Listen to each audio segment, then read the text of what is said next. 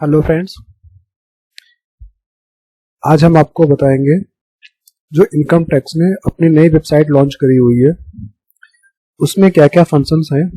Login करने से पहले बिना लॉगिन किए हम उसमें क्या क्या चीज़ें चेक कर सकते हैं, क्या क्या उन्होंने अपडेट किया हुआ है, क्या चीज़ एडिशनल है, क्या चीज़ ऑलरेडी एग्जिस्ट कर रही थी उसको उन्होंने सेम रखा हुआ है फिर उसमें कुछ चेंजेस किए हुए हैं। तो उसके बारे में हम आपको कम्प्लीटली बताएंगे। तो चलिए शुरू करते हैं।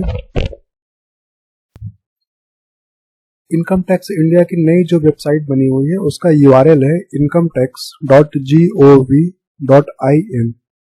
इससे पहले जब उनकी ई फाइलिंग का जो पोर्टल था उसका यूआरएल था इनकम टैक्स इंडिया ई फाइलिंग .gov.in। उनकी एक वेबसाइट और भी थी जो कि इनकम टैक्स इंडिया .gov.in।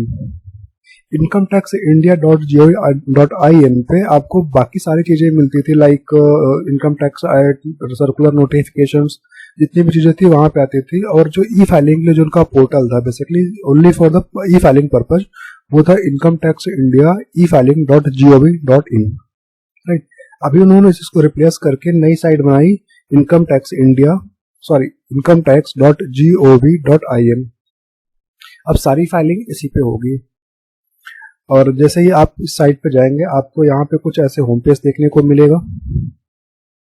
इस होम पेज पे आपको यहाँ पे लॉगिन दिया हुआ है, राइट हैंड साइड पे अपर में यहाँ पे रजिस्टर दिया हुआ है। आप यहाँ से लॉगिन कर सकते हैं। अगर आपने पहले आईडी नहीं बनाई हुई है तो आप यहाँ से रजिस्टर कर सकते हैं।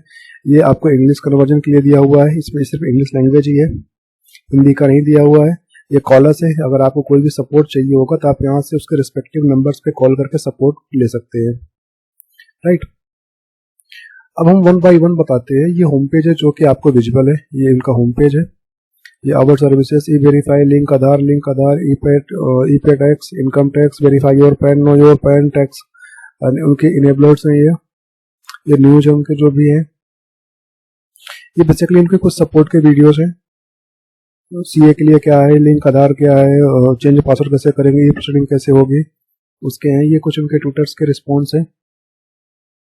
इनके कमिटेड टैक्स पेयर के लिए क्या है, ये सर्टिफिकेट विनर्स, सर्टिफाइड जो भी है, प्लेटिनम, गोल्ड, सिल्वर, ब्रॉन्ज। और ये इनका फुटर है। लाइक इन्होंने इनकम टैक्स इंडिया का लिंक दिया हुआ है जो कि इनकी इनकम टैक्स इंडिया की जो साइट थी, अगर आप इस पे जाएंगे आपको ये साइट पहले दिखती थी, ये साइट अभी भी रन करेगी। इनकम टैक्स, ये साइट का नाम है इनकम टैक्स इंडिया .gov.in। ये अभी भी चल रही है। ठीक,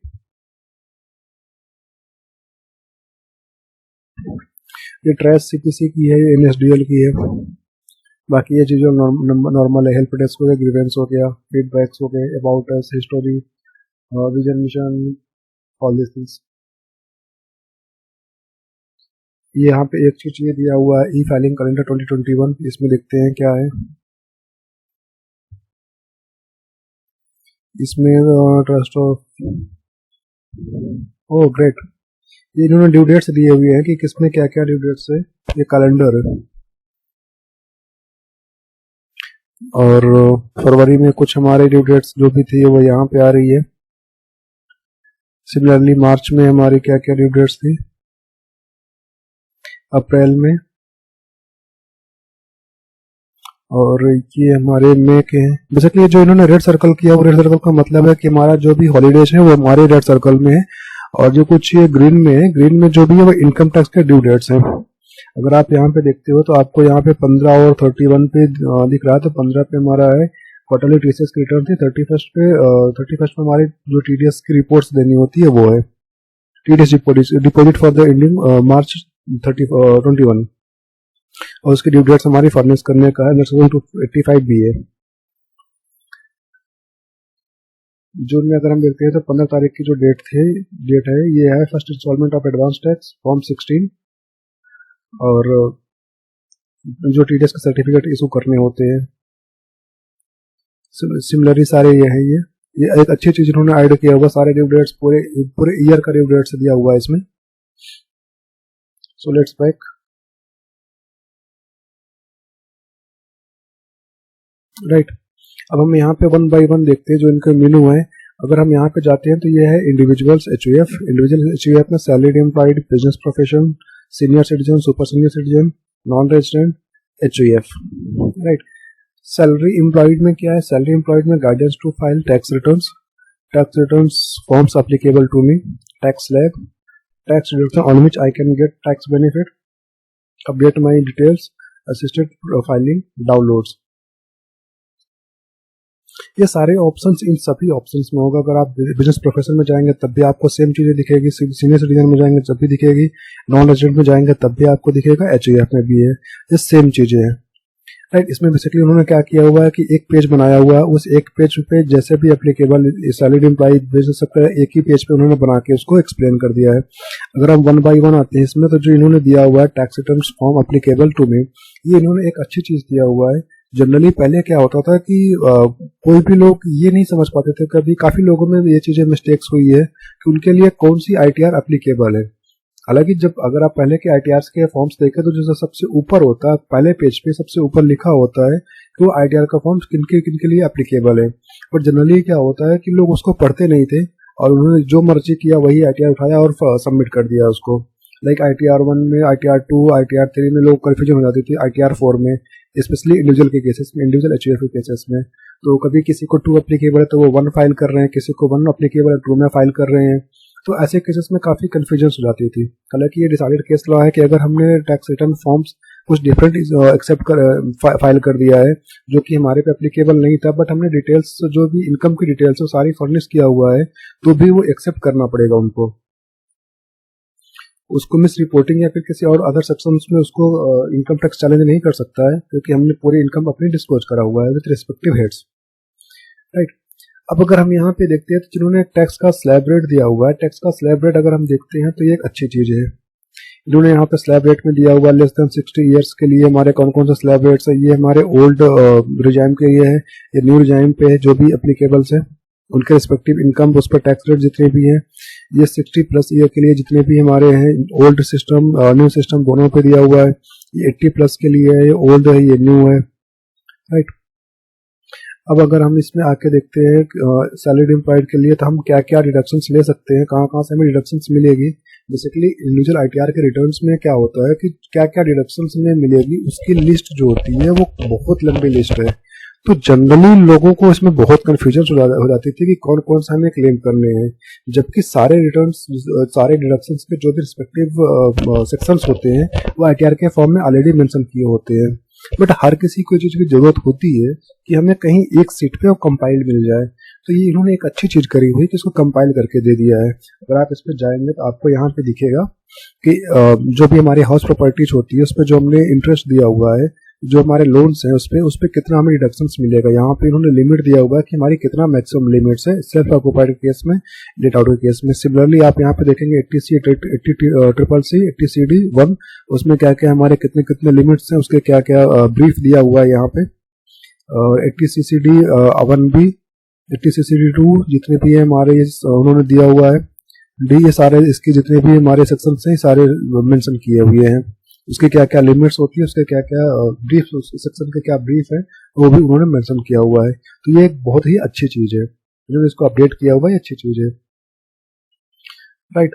और नेक्स्ट देखते हैं अब इसमें क्या है, प्रोफाइल डिटेल्स, इसको लॉगिन करना पड़ेगा। असिस्टेड फाइलिंग में देखते हैं क्या है कि ये कौन कौन आपको असिस्ट कर सकता है, लाइक CA, फिर अगर कोई और भी पर्सन है उसको जो हो तो वो फाइल कर सकते हैं। तो ये सारी चीजें यहाँ पे दी हुई है।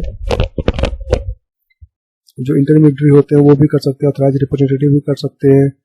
ये चीजें यहाँ पे दिया कौन कौन हमारा ऑथराइज हो सकते हैं। जब इंडिविजुअल हमारा एब्सेंट है इंडिया से बाहर तो उसका ऑथराइज पर्सन रहेगा, अगर नॉन रेजिडेंट है तो उसका यहाँ प्रेसिडेंट एजेंट होगा। अदर केस में हमारा ऑथराइज पर्सन चलेगा। कंपनी फॉरेन एंटिटी केस में रेजिडेंट ऑथराइज पर्सन चलेगा। तो ये चीजें जो उनके जो भी ऑथराइज पर्सन होंगे उसकी उन्होंने लिस्ट दिया हुआ है। ये भी एक अच्छी चीज है। सेम चीजें हमारे बिजनेस प्रोफेशन में है, तो इसमें जो एक डिफरेंस होगा, डिफरेंस हमारा सिर्फ और सिर्फ डिडक्शंस का होगा, और वो भी क्योंकि यूरोप के केस है तो यहाँ पे भी सेम चीजें आएगी। एक बार आप देख लेते हैं क्या है ये। अगर आप देखेंगे तो आपको सेम चीजें दिख रही है, राइट। अब हम आते हैं नॉन रेजिडेंट केस में, क्योंकि यहाँ पे जो ये स्लैब रहेगा, जो डिडक्शन हमें मिलेगी उसमें चेंजेस आएगा और टैक्स के स्लैब रेट में भी चेंजेस आएगा। तो हम इसको देखते हैं। अगर आप टैक्स का स्लैब रेट देखते हैं तो ये आपको टैक्स का स्लैब रेट रहेगा। Non resident individual who can opt for existing tax regime और new regime with the lower tax rate under section 115 BAC of income tax act. ये उनका स्लैब रेट रहेंगे, ये सारे कुछ उनके ब्रीफ्स हैं। और once again come back to deductions. अगर आप डिडक्शंस पे आते हो तो ये आपको डिडक्शंस दिख रहे हैं कि हमारे कौन कौन से डिडक्शंस अवेलेबल है।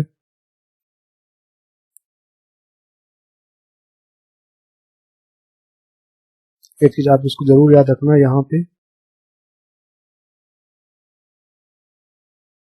Deductions will not be available to taxpayer opting the new regime of under section 115 BAC except deduction 80 CCD to and 80 JJAA which will be available under new tax regime। Means कि आपको अगर आप new regime accept करते हो तो आपको सिर्फ इसी दो सेक्शंस पे आपको डिडक्शंस मिलेगी, बाकी किसी और में नहीं मिलेगी।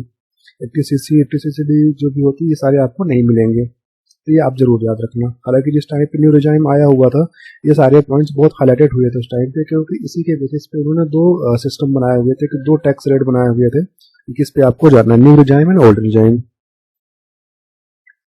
राइट, ये तो हो गया इसके बारे में। सिमिलरली अगर हम देखते हैं कंपनीज के बारे में, तो कंपनीज में भी दो तरीके होते हैं। एक तो डोमेस्टिक कंपनीज होती है, एक हमारी फॉरेन कंपनीज होती है। तो डोमेस्टिक कंपनीज में उन्होंने सेम वही एक्सपेंशन लिया हुआ है, guidance to file returns applicable to new slab rates, deductions which I can get, update my profile, downloads में बेसिकली हमारे उनके फॉर्म्स होते हैं।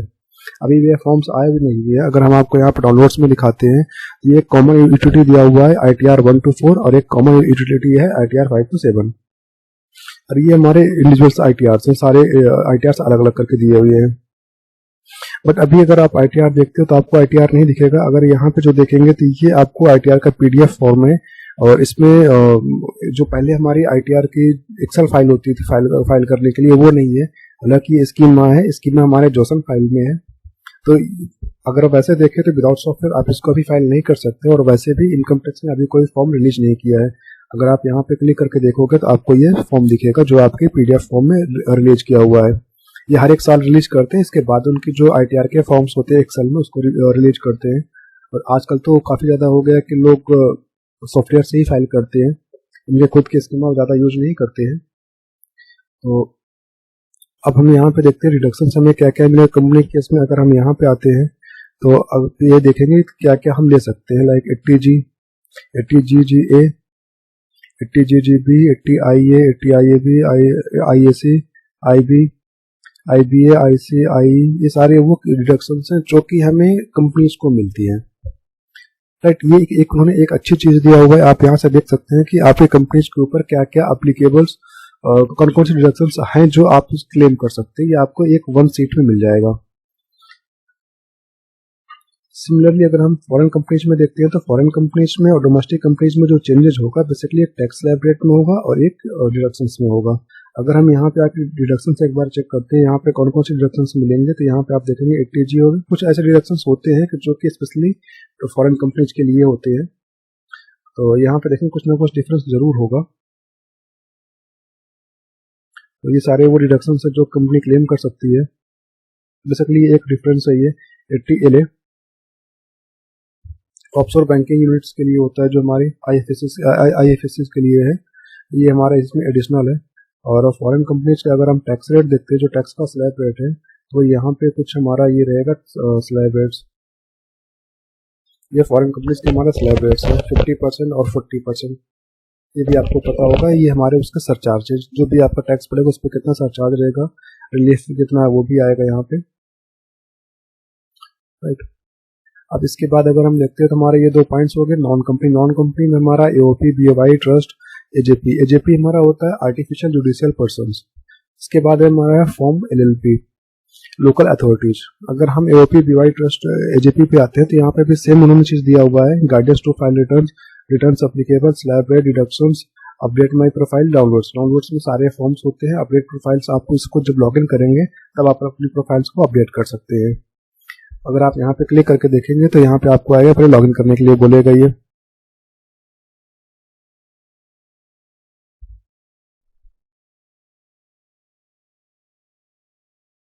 ये देखेंगे आपको ये लॉगिन करने के लिए बोल रहा है, लॉगिन करने के बाद ही वो आएगा। तो लेट्स बैक, राइट। अगर हम AOPBY का अगर हम देखते हैं तो टैक्स का स्लैब रेट क्या रहेगा, तो आप यहाँ से उसका टैक्स का स्लैब रेट देख सकते हैं। Tax slab rate for AOPBY, उसके कुछ कंडीशंस भी दिए हुए हैं, तो ये उनके टैक्स के स्लैब रेट्स है।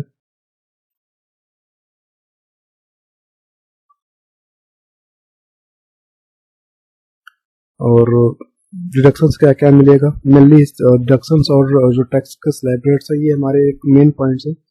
ये हमारे डिडक्शंस है 80G, 80GGA और 80GGC, 80IA, IAB, ये सारे डिडक्शंस हैं जो कि AOPBY को मिलेंगे। सिमिलरली अगर फॉर्म LLP आएंगे, फॉर्म LLP पे हमारा क्या टैक्स का स्लैब रेट है, तो आप यहाँ पे आएंगे तो आपको टैक्स का स्लैब रेट मिल जाएगा। 30% का स्लैब रेट है, सरचार्ज 12% है और रिलीफ भी है। इस पे रिलीफ सारे पे ही होता है, राइट। अब इसके बाद इसमें और देखते हैं तो हमारे जो डिडक्शंस, हमारे क्या क्या डिडक्शंस मिलेगी, तो जो डिडक्शंस हमारे ये हैं, डिडक्शंस काफ़ी कुछ सिमिलर होते हैं हर किसी के लिए। कुछ सेक्शंस हैं जो कि स्पेसिफिक होते हैं। और उसके बाद फिर लोकल अथॉरिटी पे आते हैं। लोकल अथॉरिटी पे भी हमारा वही स्लैब रेट चेक करेंगे तो आपको यहाँ पे स्लैब रेट मिलेगा 30% का, 12% का हमारा सरचार्ज है। और डिडक्शंस अगर आप देखते हैं क्या क्या डिडक्शंस मिलनी है, तो डिडक्शंस की सारा लिस्ट है ये। उसके कुछ कंडीशंस भी दिए हुए हैं जो कि एप्लीकेबल कंडीशंस होते हैं, इन्होंने यहाँ पे ब्रीफ कर दिया हुआ है, तो ये एक अच्छी चीज़ है ये। नेक्स्ट है हमारा tax professional and others. Tax professional and others में पहला है chartered accountant, external agencies, tax director and collector. Chartered accountant में रजिस्ट्रेशन है, सर्विसेज अवेलेबल है, सब तीनों में यही चीज़ें हैं। अगर आप देखेंगे तो रजिस्ट्रेशन में क्या रहेगा कि कैसे आपको रजिस्ट्रेशन करना है। अगर आप यहाँ पे जाएंगे तो आपको ये पूरा स्टेप टू स्टेप दिया हुआ है कि आपको कैसे कैसे रजिस्ट्रेशन करना है। आप यहाँ पे जाएंगे तो आप इसको रजिस्ट्रेशन यहाँ से कर सकते हैं। ये पूरे स्टेप्स यहाँ पे मेंशन किए हुए हैं, बेसिकली इनके ये हेल्प फॉर्म है। ये इसी हेल्प से आप अपना हेल्प ले सकते हैं और अपना रजिस्ट्रेशन कर सकते हैं।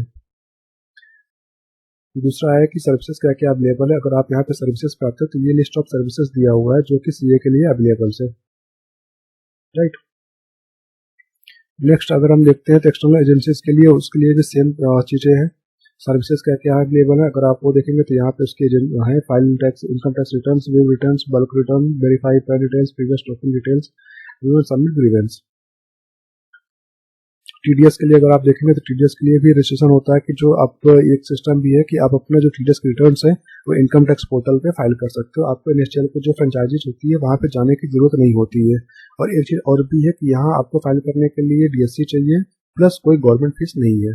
तो सिंपली आप FUV फाइल जो वहाँ से जनरेट करते हैं, सिर्फ वही फाइल यहाँ पे अपलोड होती है, उसको जिप करें, जिप करके साइन करने के बाद यहाँ पे आप अपलोड कर देंगे तो हार्डली वो कुछ विद इन फ्यू सेकेंड्स वो वहाँ पे अपलोड होती है। उसके बाद थोड़ा ही टाइम लगता है उसको एक्सेप्ट होने में। अगर कुछ एरर्स होगी तो अपलोड नहीं होगा, अदरवाइज अपलोड हो जाएगा वो। अगर सब कुछ ठीक है तो अपलोड हो जाएगा। और अपलोड होने के बाद आपको चलान मिल जाएगा। चलान में सारा कुछ टोकन नंबर डिटेल सारा कुछ मेंशन किया होता है। जैसे पहले चलान हमें NSDL से मिलते थे, सेम चलान नहीं होगा, चलान का थोड़ा सा डिटेल्स पैटर्न अलग होगा बट डिटेल्स सेम होंगे। और इसका कोई भी गवर्नमेंट फीस नहीं आती है। अगर आप NSDL से फाइल करते हैं तो वहाँ पे आई थिंक कुछ 50 रुपीज़ 40 रुपीज़ कुछ टैक्स का चलान बनता है। तो अगर आप यहाँ से फाइल करते हैं तो आपको बेनिफिट ये भी रहता है कि आपको कहीं जाने की जरूरत नहीं पड़ती है, प्लस जो एक गवर्नमेंट फीस है वो भी आपकी सेव हो जाती है।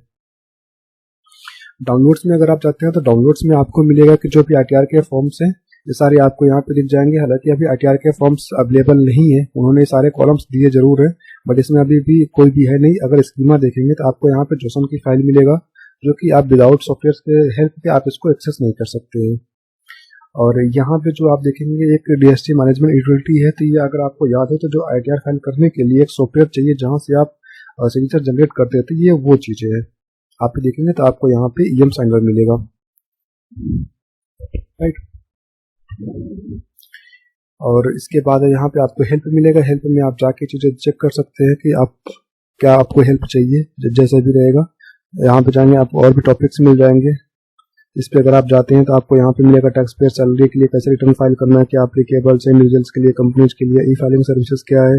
आप यहाँ पे अपना मैनेज अकाउंट कर सकते हैं, प्रोफाइल कर सकते हैं। यहाँ पे FAQ है, यूजर मैनुअल से वीडियोस दिए हुए हैं, तो काफ़ी हेल्पफुल दिया हुआ है। इन्होंने इस चीज़ों को ज़्यादा एक्सप्लेन किया हुआ है। बेसिकली अगर ओवरऑल साइट की एनालिसिस किया जाए तो इस साइट को आज के पैटर्न्स पे जैसे ई कॉमर्स की साइट बनाई जाती है, तो ये something like that e commerce की साइट किया हुआ है। और कुछ खास एडिशन तो नहीं किया है, बट हाँ एक चीज का एडिशन इन्होंने किया हुआ है कि जो यहाँ पे इन्होंने दिया हुआ था और स्लैब रेट्स और डिडक्शंस, ये पहले भी इनकम टैक्स की साइट पे अवेलेबल था, बट इतना पार्टिकुलराइज, इतना स्पेशलाइज करके इन्होंने एक्सप्लेन नहीं किया हुआ था, पर एक्ट में मेंशन किया हुआ था।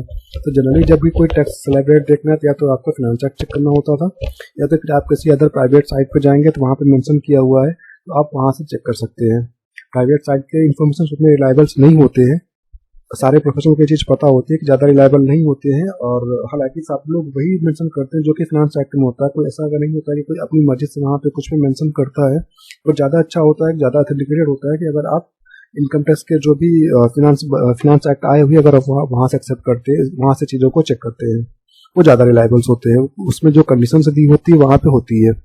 और स्लैब रेट तो ऑलमोस्ट सभी को पता होता है कि हाँ क्या है, क्योंकि जब भी बजट हमारे पेश होते हैं सबसे बड़ा मुद्दा यही होता है कि स्लैब रेट्स में कोई चेंज है या नहीं है, नया स्लैब रेट क्या क्या किया हुआ है, कितना रिडक्शन दिया हुआ है, कितना एग्जेम्पशन दिया हुआ है, और कितनी बेसिक लिमिट की गई हुई है। तो ज़्यादा हमारा मेन फोकस होता है। और इसके बाद फिर डिडक्शन में क्या क्या देना ये इन्होंने दिया हुआ है, बाकी ऑलमोस्ट तो सेम ही है, और तो कुछ ऐसा है नहीं। और मैं अपनी दूसरी वीडियो में मैं बताऊंगा कि लॉगिन करने के बाद क्या क्या सर्विसेज अवेलेबल है, और उसमें क्या क्या चीज़ें आप कर सकते हैं, कहाँ पे क्या क्या चीज़ें दी हुई है। उसके लिए मैं अपनी दूसरी वीडियो बनाऊंगा, उसमें मैं बताऊंगा कि कहाँ पे क्या क्या चीज़ें हैं। मैं आपको सारी चीज़ें लाइव करके दिखाऊंगा कि हाँ यहाँ पे क्या क्या हमारे ऑप्शंस आ रहे हैं। और एक चीज़ मैं बता दूं कि अभी लॉगिन करने के बाद जब हम चीज़ों को चेक करेंगे तो बहुत सारी ऐसी सर्विसेज हैं जो कि अभी वहाँ पर डिटेल्स अवेलेबल नहीं है। जैसे कि अगर आप अपनी पास्ट रिटर्न्स चेक करेंगे तो जो पास्ट आपने रिटर्न्स फाइल किया हुआ है उसमें आपके जो ITR के फॉर्म्स थे वो आपको नहीं मिलेंगे।